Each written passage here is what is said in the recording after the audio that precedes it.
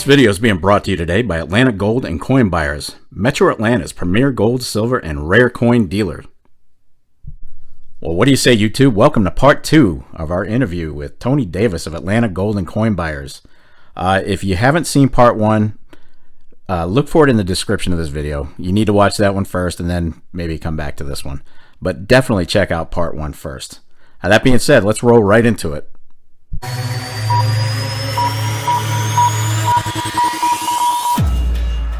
Yep. All right, let's move on to number 8. Number 8 is, since capital gains can be taxed, what about actual losses? Should we go ahead and report those as well? Well, so the nice thing is you can report the losses. So, you know, you might have to pay capital gains, and you know, in most cases you are going to. But losses can be reported as any other loss as an investment. So, you know, if you sell a stock at a loss, you can apply that loss to any capital gains to reduce your taxable income. Right. And same applies to the sale of precious metals. So that's nice. And if you don't have any gains from the sale of items, then I believe you can carry over those losses a certain amount year over year. Until that is depleted. So I don't know exactly what that carryover amount is, but that, you know, that is a benefit. So, you know, we do have some folks that say, hey, you know, I bought at the high of $50, and you know, and here the spot price is $24. I'm losing my shirt. Yep. And it's like, well, yeah, you are selling at a substantial loss, but you know, do you have substantial capital gains otherwise, you know, in other investments where you can apply those losses to it?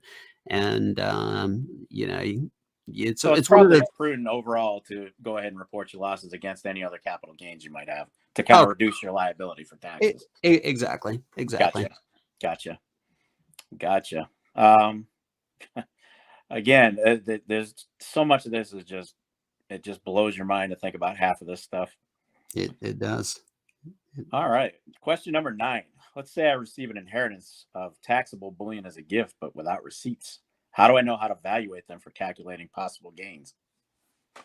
Yeah, no, that's a great question. So there are a couple ways to look at it. So, you know, you have, if someone gifts metals to you while they are alive, then your basis in those metals is effectively their basis. Right. So that's for a gift.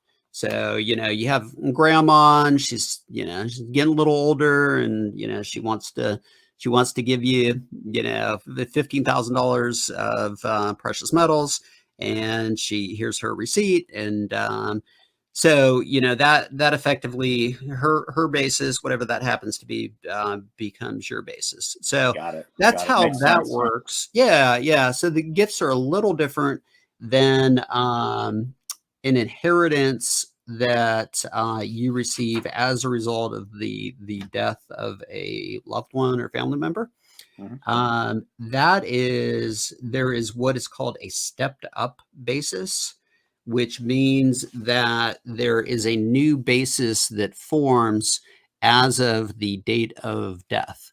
So let's say, for instance, you know, grandpa bought these Silver Eagles back in, you know, 20 years ago at $10 a piece, and they're worth $30 today. Well, if he passes today and it's left to you, that then becomes your new basis. So it's great because it's not great, of course, that somebody passes away, but from a tax perspective, it's great because the likelihood is that, especially if you're looking to sell shortly after somebody passes, your taxable gains are going to be nominal. Most likely, you know, unless we happen to just see a crazy parabolic move in gold and silver prices. So, yeah, so it's only that difference between the basis at the time they passed away and the price at which you sell the items. So Right. again, that does help. A lot of folks think, oh, I owe ordinary tax rates on the entire sale of the of the precious metals. Well, that's not the case. Your tax liability may not be as great as you think. And what was the percentage? Was 28%? Was that the general Yeah, so percentage? yeah, so 28% is for kind of, it's my understanding, again, check with a tax expert, but for like um for long-term capital gains, it's 28% max. And then for short-term capital gains, that'd be a sale, within a year's time, it would be taxed at your ordinary tax rates, which could be, Gotcha. at this point, upwards of close to 40%. Wow. Jeez. Yeah. Yeah. I mean, it's, So short sales in silver probably isn't a good idea. no, I wouldn't recommend doing that, especially with the physical, if you want to, Yep. trade ETFs all day long, have at it. But you'll lose your shirt if you day trade in physical. We'll put it that way. All right. That's good to know. All right. Last question, number 10. And I know you guys aren't, you're not an IRA company, but I just wanted to get your thoughts on precious metal IRAs. Yeah, I mean, it's a question that we regularly receive, and so there are, in my opinion, there are pros and cons. So pros being, let's say you have a Roth IRA, this is after tax, and you put it in precious metals, and that grows tax free. When you ultimately end up liquidating your position. The concern that I have with precious metal IRAs is that you don't physically hold the metals, and Yep. You can't by law, correct? Well, you can't, exactly. We had a customer who did, and the IRS knocked on her door one day and penalized her and made her pay taxes to settle up. So, a lot of people think, hey, well, I'm going to act as my own custodian, and I'm going to, my own depository. You can't do that. You can't start a precious metals IRA and stick it in a safe deposit box. That's not considered a depository, and you don't have an appropriate custodian. So you have to make sure, if you want to go that route, that you have everything buttoned up, all the paperwork, name a custodian, have the depository. The person that's buying it never really gets to touch it, hold it. It just goes off to a depository somewhere. And my position has always been, if you don't hold it, you don't own it. So I think that you have to have the ability, close access to your precious metals, right? Because we never know when the need is going to arise, when you're going to need it, and you don't want it to be on the other side of the country when you need it, and who knows if you're going to be able to access it. It's all, well, along those lines. I think several companies, we'll keep them out, we'll keep their names out of the news, but several companies actually were sued because of these custodial storages. Customers they thought they were buying these bars of silver. They were being stored. They were paying custodial storage fees, and by the time some of them wanted to collect physical, they weren't there. So they were settled in fiat cash instead of what they thought was going to be silver. Well, yeah, you're exactly right. And furthermore, some of these large coin companies went out of business, and they did not have the metals or the liquidity to make people whole. Nope. So these people might receive pennies on the dollars, and through bankruptcy courts. So you can buy precious metals, there are dealers that offer the service. Hey, we'll vault it for you, and we'll keep it here. I just I don't roll like that. If I can't have it in my hand, I don't yeah, I mean, I just don't get a good feeling about that. I know many of these companies are very reputable, and the likelihood is that they're going to have it there once you need it. But if you really need it and it's not there, then you're up the creek without a paddle. Yeah, they'll basically give you what the value of silver is instead of the silver itself. Yeah, if you're lucky, if they haven't filed for bankruptcy and so on and so forth. So yeah, I just don't, I don't personally like them because of that. And we actually wrote a article a little while back on different storage options. I might want to link to that as well, or maybe we can talk in the future about that. But sure, absolutely, just looking at different options and weighing the pros and cons of each. But yeah, and your crypto guys also have a similar saying. I guess it's not your keys, not your coins. Yeah, I do hold some crypto positions. Yeah, and yeah, I admit it. Yeah, you put those in ledgers or wallets or whatever, and yeah, it's definitely in cold storage. Yeah, exactly. So very a very similar mindset is, hey, let's make sure that we have this and it's in our hands, we have access to it, and I'm not necessarily advocating that you just stick all your precious metals under your mattress. There's a lot of different places that you can store it. If you've got the means to buy the silver and the gold, invest in a good fireproof safe. Yeah, no, exactly. Yeah, fireproof, burglar proof, and they get pricey, but you're talking about your investment here. Well, they do, and again, the fewer people that know about it, the better as well. So you don't want to scream from the rooftops that you have gold and silver. Probably not the best thing to do. No, the majority of my family doesn't even know I do this. So yeah, well, good. Yeah, I mean, it's my. None of my neighbors know, unless my wife lets it slip. But yeah, I mean, it's just low key under the radar. You just kind of protect yourself and your loved ones, and just be prudent. Yeah, rule number 1 is stacking silver. Don't talk about stacking silver. There you go. Exactly. And get a freaking safe. And and invest in a safe. That's yeah, absolutely. I know a guy that it was a real quick story. I was talking to a guy at a shop, and he said, I'm safe. I've got all my stuff. I built an underground concrete little storage. You'd never know it was there. I'm like, so you've got all your stuff underground, right? I said, who knows about it? Nobody. Not one person knows about it. I'm like, so you do. Hypothetically, what if something, God forbid, happens to you tomorrow?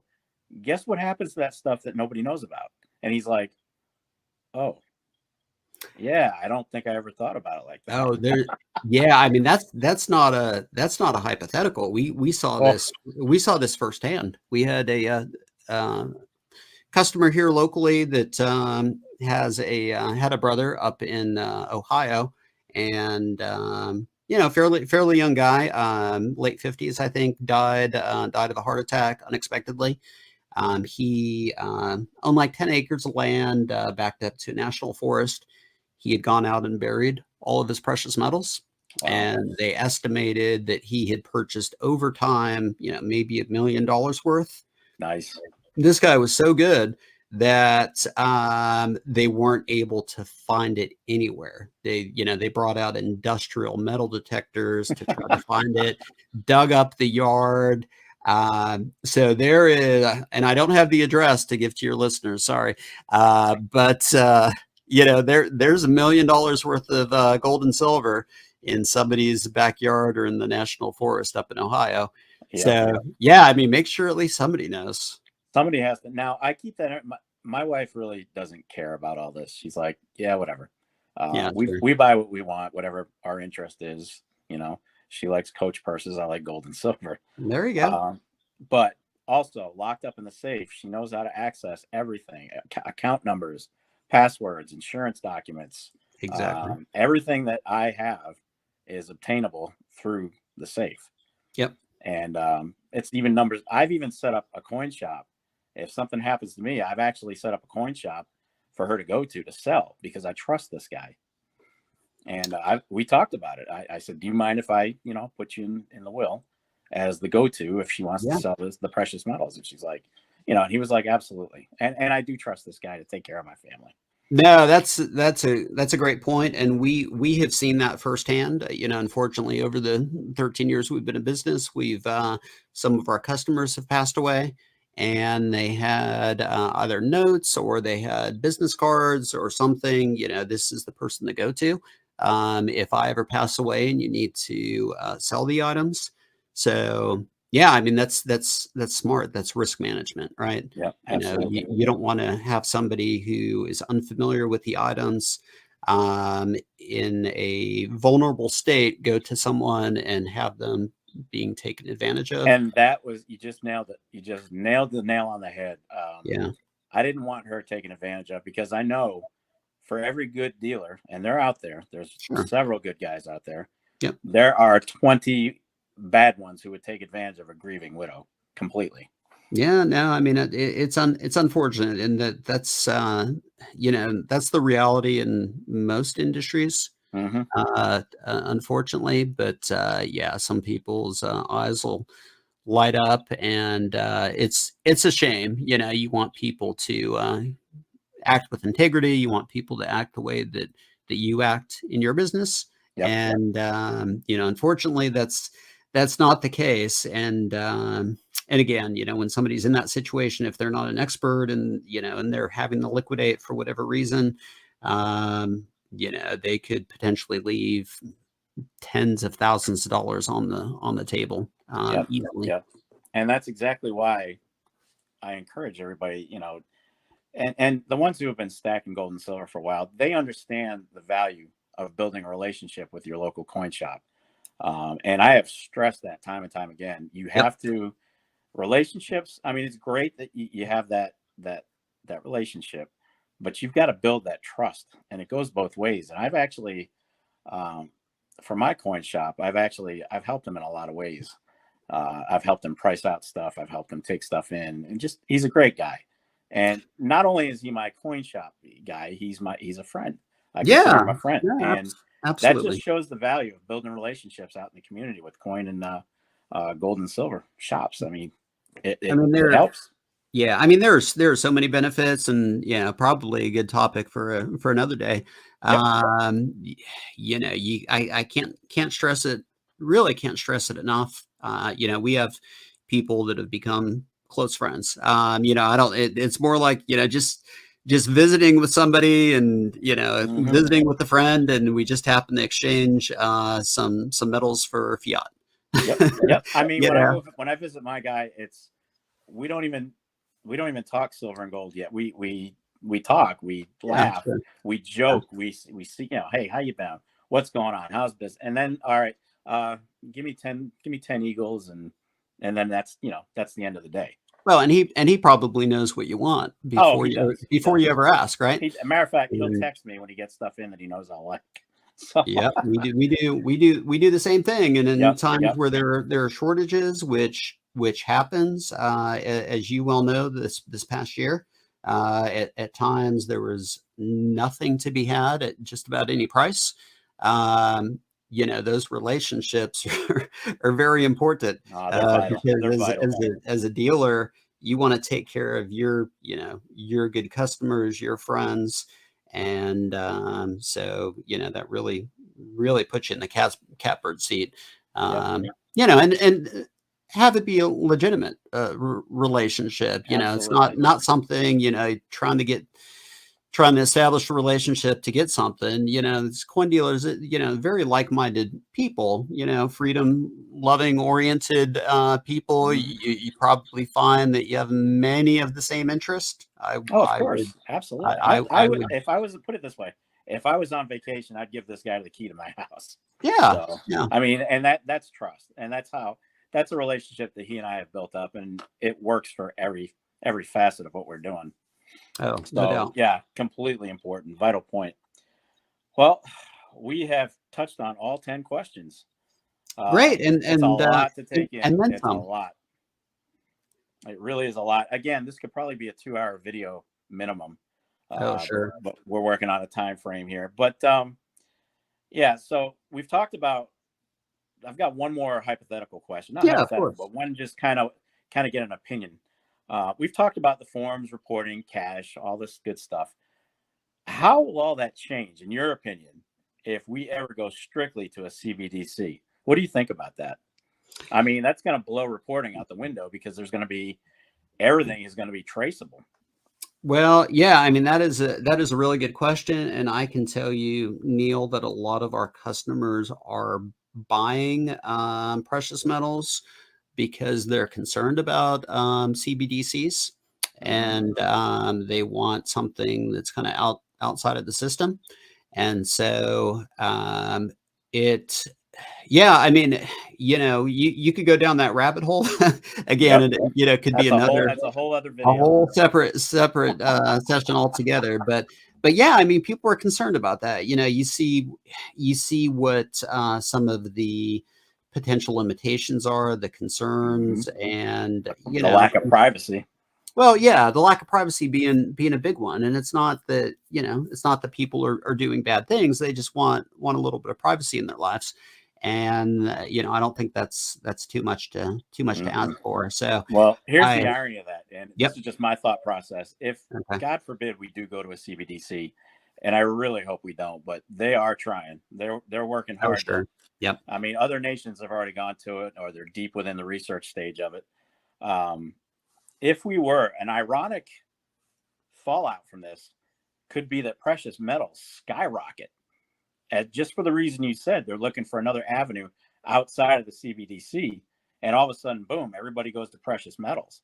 And it makes me wonder if the government would then work to say, all right, the only way you're going to buy precious metals is through your CBDCs, and we're going to cut it.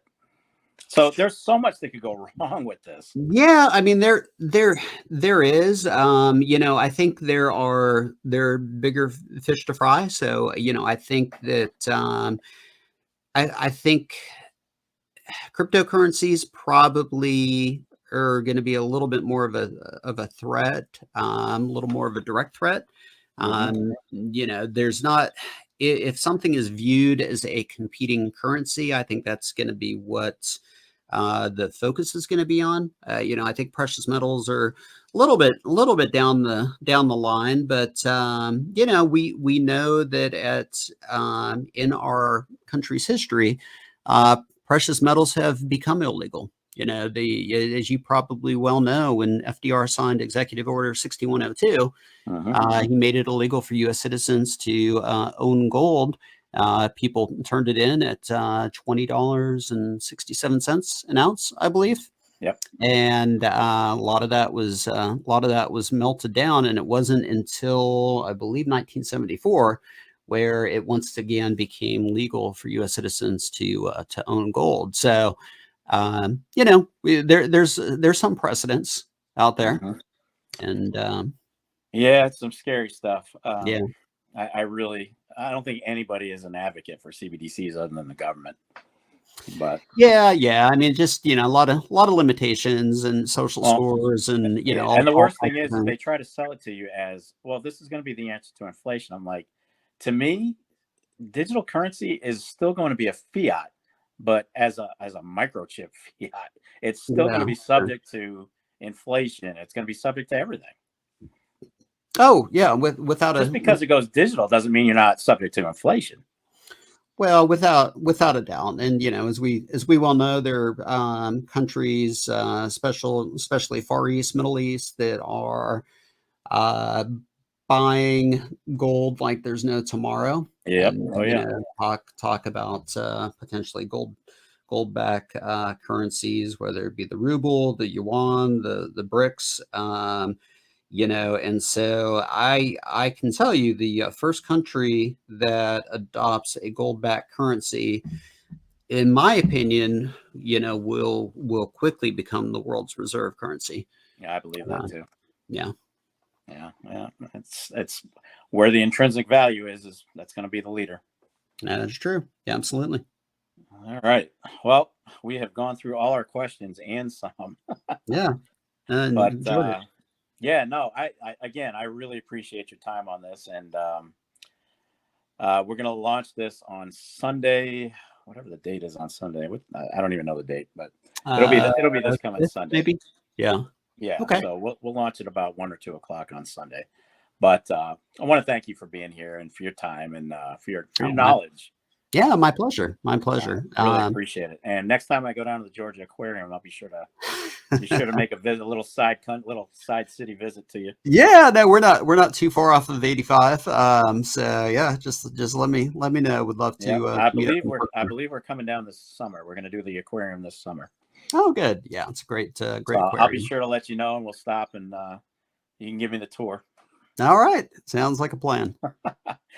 All right. Well, Tony, again, thank you for your time. I really appreciate your expertise, your knowledge, and your willingness to answer my questions. And I'm sure, again, we could talk about this for hours, but I hope that we've at least covered some bases, and that those listening can obtain something from it. Yeah, no, my pleasure. Reach out anytime. Always love talking about coins, bullion, any aspect of it. So look forward to having some future conversations as well. Yeah, absolutely. And we will definitely come up with another topic. Sounds good. Thanks, Neil. All right. Thank you, Tony. Thanks for your time. My pleasure. You have a good one. All right. Take care. All right. Thanks. Bye-bye. Bye-bye. And that's going to wrap it up for episode 2 of this series. Again, take this video and all related information with a grain of salt. And be sure to do your own due diligence with a tax professional when it comes time to sell your gold and silver. This was only a set of guidelines that we've gone over today. And do your own due diligence, folks. And that's going to wrap it up for this episode of the Silver and Gold Stack Attack. And if you made it this far, well, kudos to you. I will definitely catch up with you in the next episode. But in the meantime,